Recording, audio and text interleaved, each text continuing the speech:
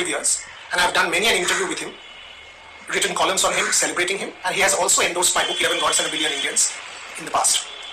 It is from this premise that I have been deeply anguished by what has transpired in the last few weeks, and this is because Wriddhiman Saha has doctored, fabricated, manipulated screenshots and has put it out in the public domain, trying to implicate me and garner public sympathy in the process. Let me demonstrate in front of all of you how he has doctored the screenshots.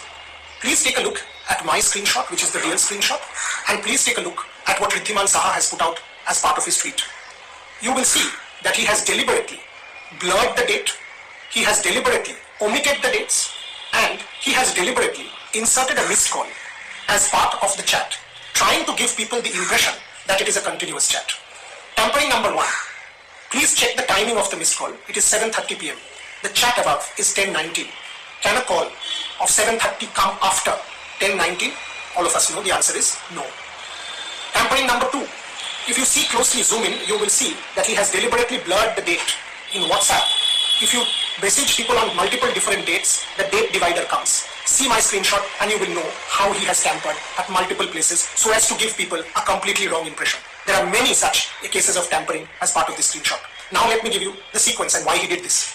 Wriddhiman Saha's manager had come to my house on February 1st and we had discussed possibilities of working together. On the 10th, I had reached out to Wriddhiman Saha as part of a series that I was doing called Auction Reels, wanting to interview him because the series was doing very well and a couple of days later was the IPL mega auction. And then on the 13th when Wriddhiman Saha was sold for 1.9 crores, my colleague Devashish Sen reached out to him for an interview. He said we will do it the next day at the Kalighat ground. At that point in time, I took the call and requested Wriddhiman to do the interview on Zoom, saying I wouldn't be able to go to Kalighat ground the next day. And I also promised him that I will not put out the interview until and unless he had finished his interviews with every media that he wanted to.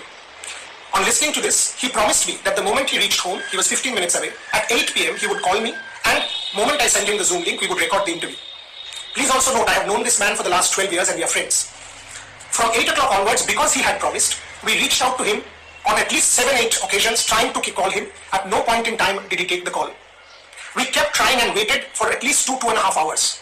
Then, from a standpoint of complete disappointment, based on the unprofessional behavior on the part of Wriddhiman Saha, who is a friend, feeling completely let down that we had waited for 2.5 hours, I sent him the last message. And again I repeat, it is not part of a continuous chat as he has projected it out to be. Wriddhiman says I had threatened him. I had not. If he felt so anguished on that day, he could have easily put out the tweet on the 13th when the message was sent. Actually, it was a day of celebration for him. He had got a bid of 2 crores. He did not put it out on the 13th, 14th, 15th or any day. Rather, he waited till the 19th when he was dropped from the Indian team, doctored the message, manipulated it and put it out in a manner at 10:12 in the night so as to garner public sympathy and play the perfect victim card.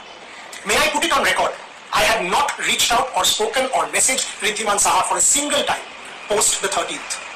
May I also say that there is another very serious aspect to this entire thing, which I am not saying here, but I will put it in front of the BCCI's investigative committee the moment I get an opportunity.